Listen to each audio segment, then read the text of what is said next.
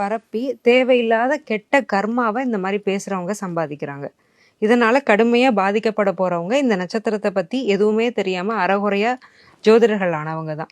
ஏன்னா எந்த நட்சத்திரமும் ஒருத்தரோட தலையெழுத்தை தீர்மானிக்காது. நீங்க பிறந்த நேரத்துல உங்க ராசி எந்த புள்ளியில விழுந்திருக்கோ அது உங்க நட்சத்திரம், அவ்வளவு தானே தவிர இந்த நட்சத்திரத்துல பிறந்தா இந்த கேரக்டர் இருக்கும் அதே போய் ராசியில பிறந்தவங்களுக்கு கேரக்டர் இருக்கும் அதை சொல்லலாம்.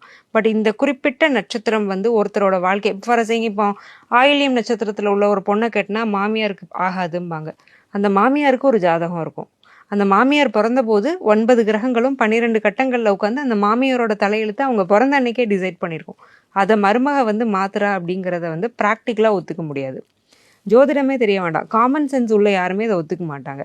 அப்போ இது ஒரு அப்பட்டமான பொய். மூலம் நட்சத்திரம் மாமனாருக்கு ஆகாது. சேம், மாமனார் பிறக்கும் போதே அவரோட விதி எவ்வளவுங்கிறத கிரகங்கள் எழுதியிருக்கும். அதை மருமகனோ மாற்ற முடியாது. கேட்டை மச்சினனுக்கு ஆகாதான். மச்சினனோட ஜாதகம் அப்போ என்ன செய்யும்? இப்போ ஒருத்தரோட ஜாதகமே மாமனார் மாமியார் மச்சினனுக்கு வேலை செஞ்சுட்டா அவங்களோட இண்டிவிஜுவல் ஜாதகம் யாருக்கு வேலை செய்யும்? அந்த மச்சினனே மூல நட்சத்திரமா இருந்தா, அந்த மாமியாரே ஆயில்ய நட்சத்திரமா இருந்தா, இதுக்கெல்லாம் பதிலே கிடையாது. ஸோ இந்த மாதிரி இல்லாஜிக்கலான ஒரு விஷயங்களை பேசி தப்பான வதந்திகளை பரப்பி இந்த நட்சத்திரத்தில் உள்ள பிள்ளைங்க பையங்க பொண்ணுங்கிட்ட வாழ்க்கையை கெடுக்கிறவங்க கண்டிப்பாக ஒரு தப்பான கர்மாக்குள்ளே போகிறது நிதர்சனமான உண்மை. தயவு செஞ்சு நட்சத்திரத்தை நம்பாதீங்க. கட்டம் தான் பேசும்.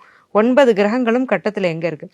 ஆயில்யத்தில் ஒரு தங்கமான பொண்ணு இருக்கலாம், மூலத்தில் ஒரு தங்கமான பையன் இருக்கலாம், கேட்டையில் தங்கமான பொண்ணோ பையனோ இருக்கலாம். இந்த நட்சத்திரத்தை காரணம் காட்டி அந்த பொண்ணும் பையனையும் இழந்துட்டு நீங்களே போய் வேற இடத்துல விழாதீங்க. ஸோ இதை எல்லாரும் கொஞ்சம் தெரிஞ்சுக்கணும்.